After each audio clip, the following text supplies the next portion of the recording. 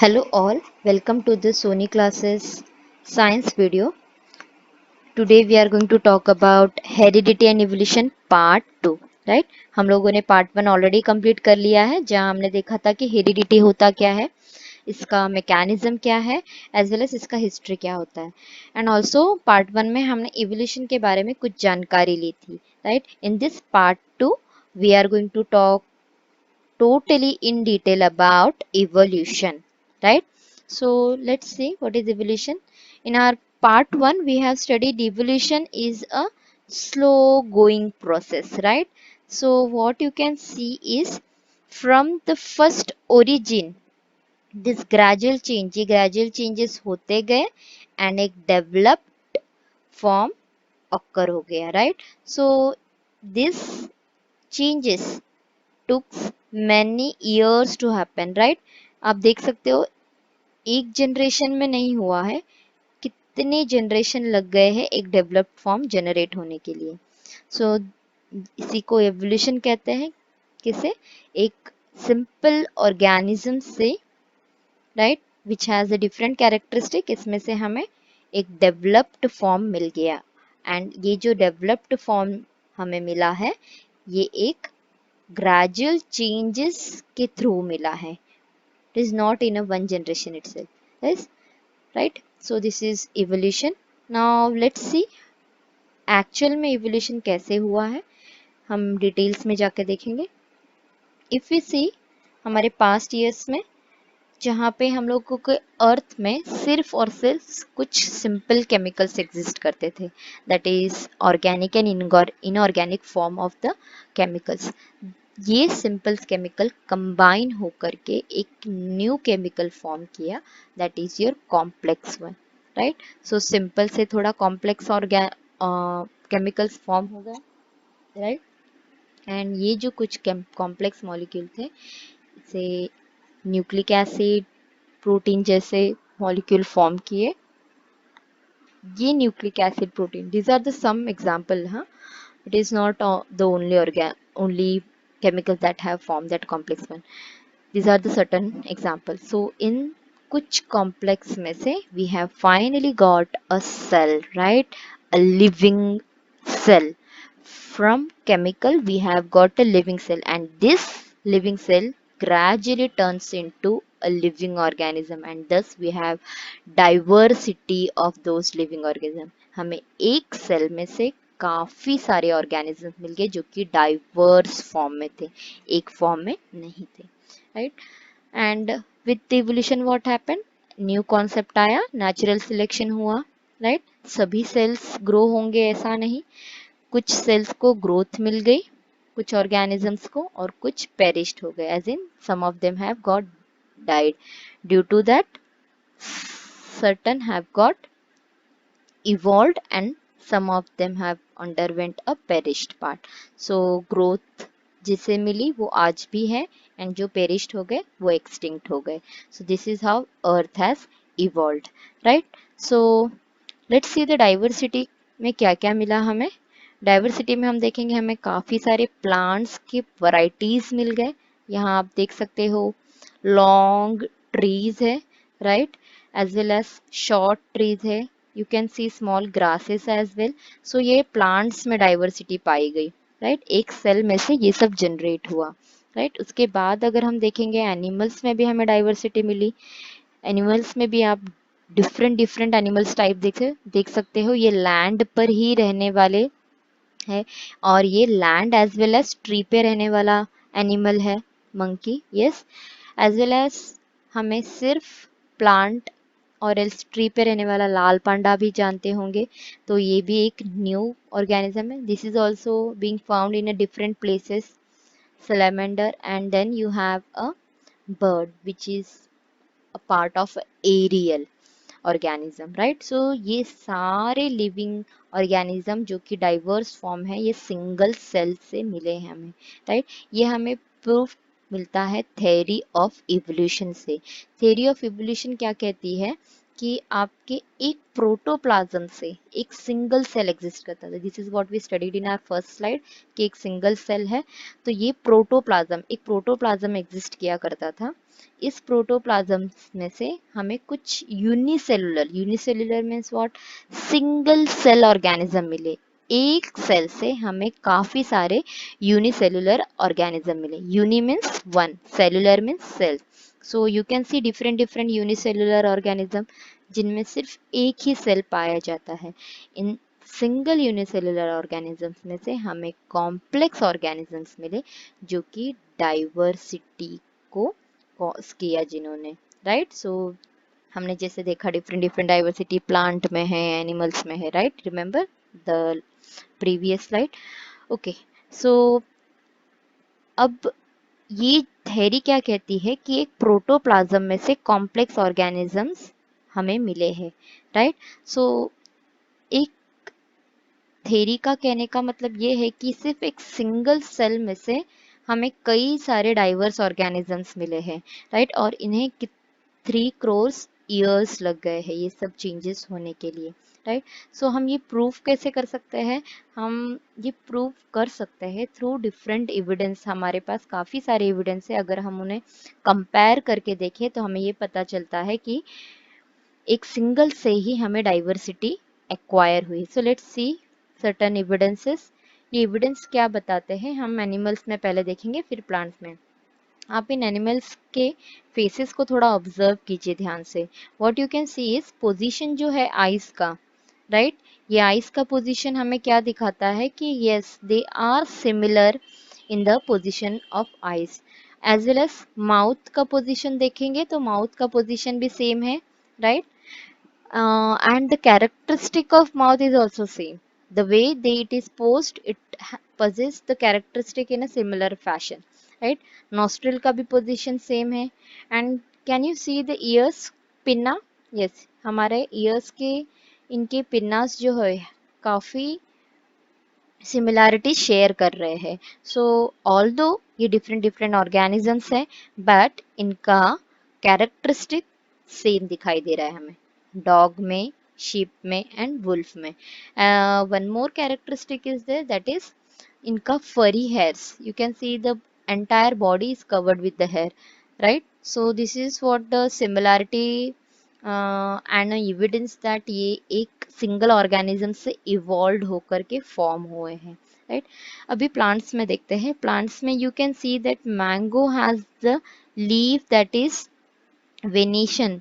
Leaf के venations को अगर हम गौर करेंगे so we can see that this leaves are having a similarity in mango, chiku as well as in guava, right. So the leaf ka length you can observe, it is straight, and the venation is also similar, right. The venation is what? The lines that is present inside a leaf, right. So this all shows that it is being formed from the single organism. Next evidence क्या है, चलो देखते हैं। Anatomical evidence है, जहाँ हम structure check कर रहे हैं बोन्स के। यहाँ हमें डिफरेंट डिफरेंट ऑर्गेनिजम्स के बोन्स के स्ट्रक्चर लिया है। जैसे अभी ह्यूमन का हैंड है, फॉक्स का लेग है, दिस इज 4 लेग, राइट, और ये बैट का पेंटाजियम है, and you do have whales का flipper, right. So you can see the similarity, the fingers bones are being shown and sharing a similarity in different organism, right. And also the bone structure, you can see that 2 different bone is being joined at the middle.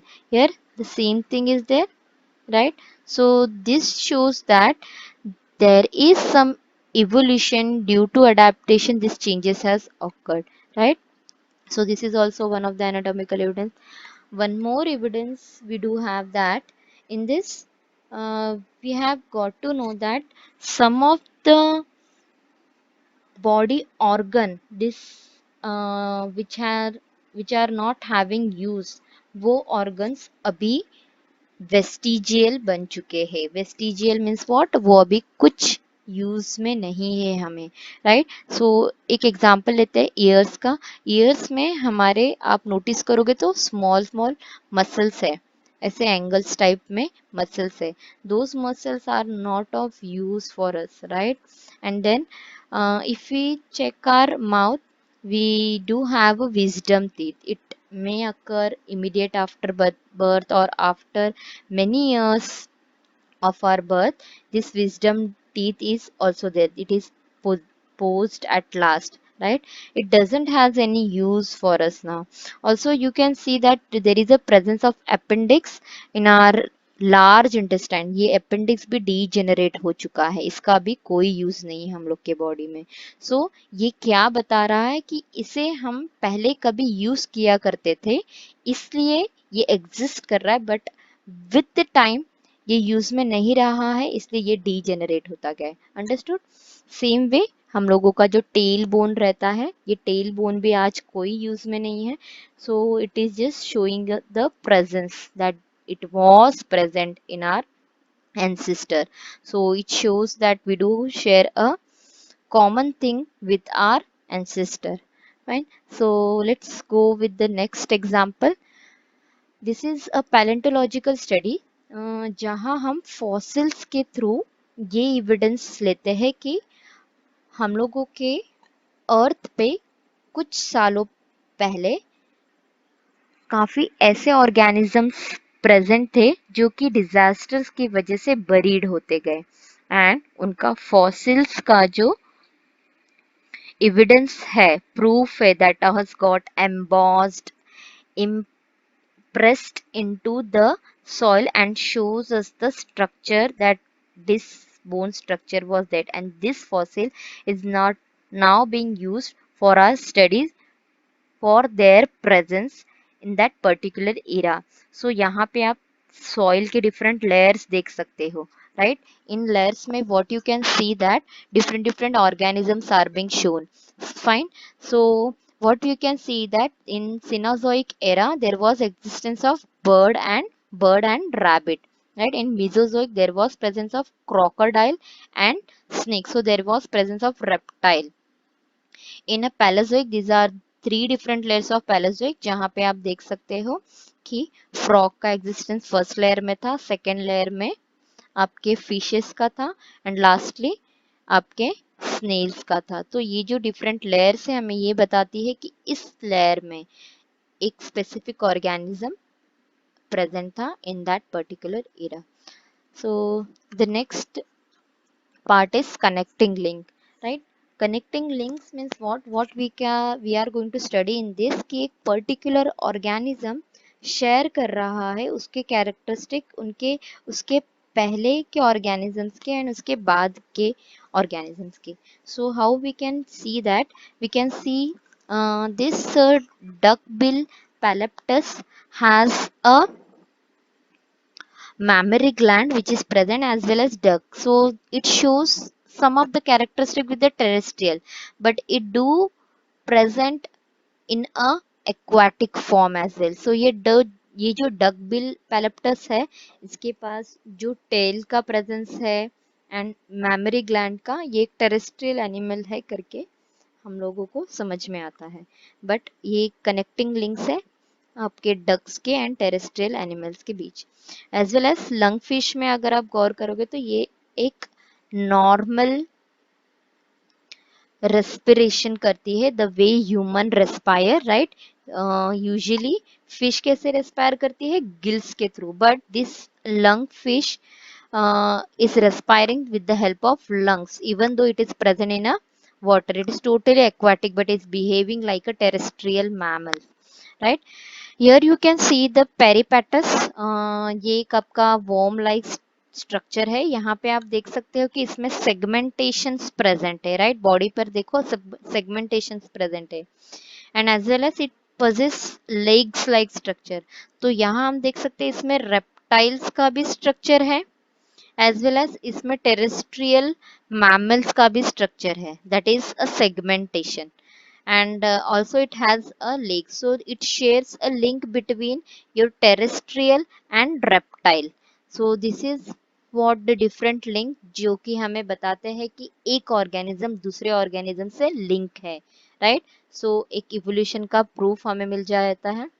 Lastly हम embryological evidence से ये पता लगा सकते हैं कि embryo form में, embryo is what the first, or you can say the development of a young one, right? That procedure is involving different phases.